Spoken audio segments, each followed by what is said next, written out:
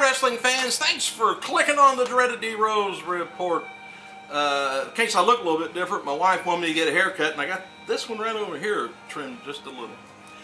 Did you notice when Vicky's wrestling lately, she's wearing tights, and they're real similar to Bam Bam Bigelow, and if they are they fit real good.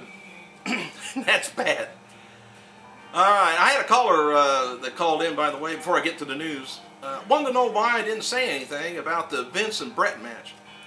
I really didn't say much about it because Brett did the best he could do. I'm sure he did. It was a long, kind of just a slow match. And of course the Hart family got to take their frustrations out on Vince, which they probably been wanting to do that for quite a while.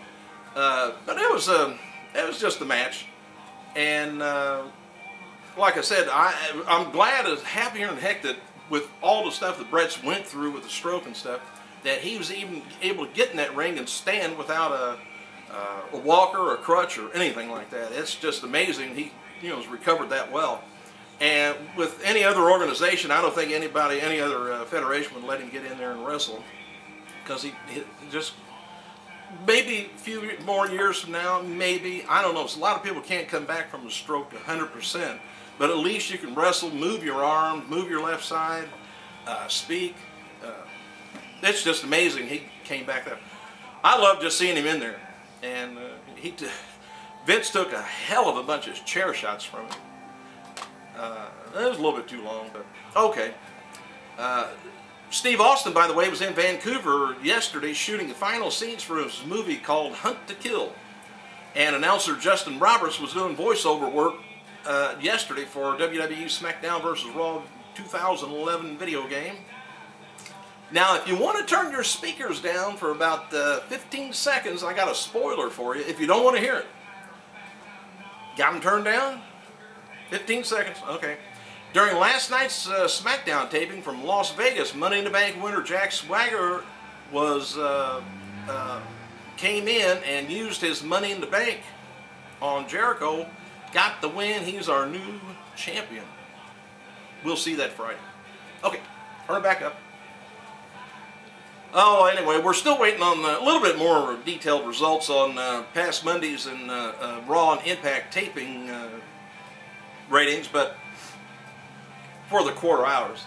But anyway, the final segment of Raw, we did find this out. Shawn Michaels' Farewell scored a 4.1 just for that quarter hour. While the segment, let's say on mid-impact with the Pope and Chelsea, and then there was a video of Samoa Joe return, did a very low 0.5 on the quarter hour rating. And this is more, that's more devastating, finding out, how far they're going down in the rating. That's more devastating than finding out Ricky Martin's gay. Don't you think so? But anyway, USA Ted Lionheart noted on his Twitter account that Raw's second hour did 3 million adults in 18 to 49 demographics, which don't mean anything to you, but it does whoever advertises during that time on that channel.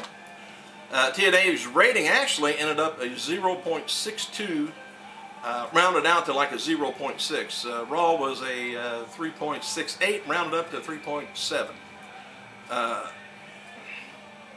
I don't know. I wish they'd get back over to Thursday. It's more convenient for us, and the ratings were up. Is it the time slot, you guys, for Impact's going down and down, or is it the Hogan Bischoff regime? What do you think it is? I really like. I'll give you my idea maybe in a couple days. I just want to see what you guys put on the comments, whether you think it's Bischoff, Hogan, or the time slots. I don't know. Anyway, we're still waiting word on this, but like I said, he defeated, well, I'm about ready to tell you, but that spoiler again. I better not say it. Alright, to determine tonight's WWE NXT, WWE NXT, David Otunga will be the host of next Monday's WWE Raw from Moline, Illinois. What had happened, Otunga won an 8-man battle royal with all the NXT rookies to earn the right to host Raw next Monday. It would be kind of interesting to see if Otunga brings his Grammy Award winning girlfriend, or whatever she is, Jennifer Hudson, with him. He could. Maybe she'll do the opening. TNA President Dixie Carter did love Dixie Carter, love looking at her, love listening to her. Wrote on her Twitter message that this evening, which is presumably it's a comment about the low ratings of TNA from Monday night, and the idea that Shawn Michaels, farewell hurt Impact. She wrote, "Thank goodness he can only retire once." She says, hopefully. Shawn, congrats on an amazing career. Anyway, it was announced on last night's NXT that there's going to be another pro poll in 6 weeks with the rookies ranked. The way the rookies are ranked last would be eliminated from the show, whoever the last place is. After that, the rookies will be eliminated each week until one rookie is left. The winner of the show will go on to either Raw or SmackDown, earn a championship match against the champion, and WWE's choice of an upcoming pay-per-view. All right, here's the way the poll is right now, number 1 through 8. Daniel Bryan first.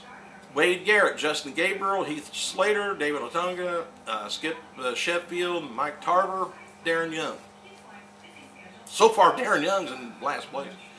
Anyway, here's what JR had to say about not, doing any kind of announcing or not really doing anything at WrestleMania 26. Said that JR's health and future. Anyway, he wanted to know about his future with somebody asked him about his future. But anyway, he says, "As for me, life is good. I'm healthy and happy.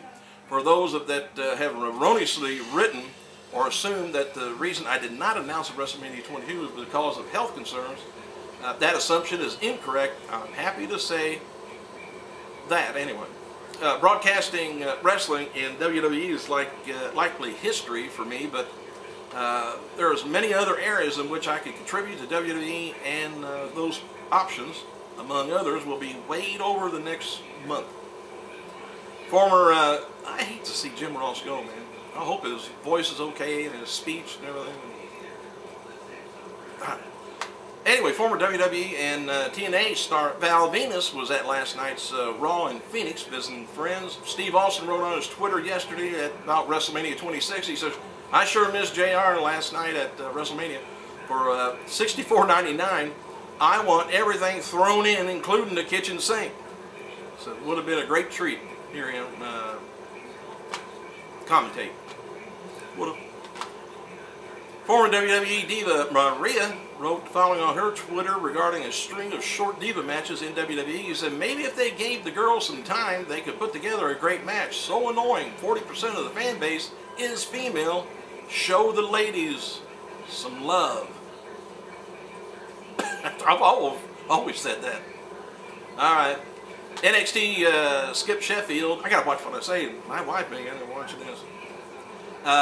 Anyway, Skip Sheffield, who's been appearing on last night's show, noted on his Twitter account that he's suffering from food poisoning this past afternoon, but was in Vegas for tonight's show, or last night's show. Anyway, Skip is blaming Burger King. Not supposed to be eating that stuff. I do, not him. Besides some, we got about a minute and a half. Besides some promotional work for the Hart Family DVD, some appearances on the upcoming European tour as a special guest enforcer, Bret Hart right now has no other plans to work for WWE. This doesn't mean he won't be appearing in, any more, TV. As Bret is open to working more dates if WWE comes up with something. And don't wait on a creative team, because they're not neither. Noted before, Chris Jericho wrestled Edge in a dark match after last night's Raw. Jericho had his ribs taped up to sell the spear from WrestleMania 26 and was cutting a promo about his injury. The Hall of Fame special, which aired on USA, did a 1.3 rating with 1,700,000 viewers. Next week's edition of AM/PM Raw did a 0.65 with about 770. That's the replay on that if you get it in your area. Hey, I better get the heck out of here before Vicky Guerrero frog splashes my ass. I gotta go.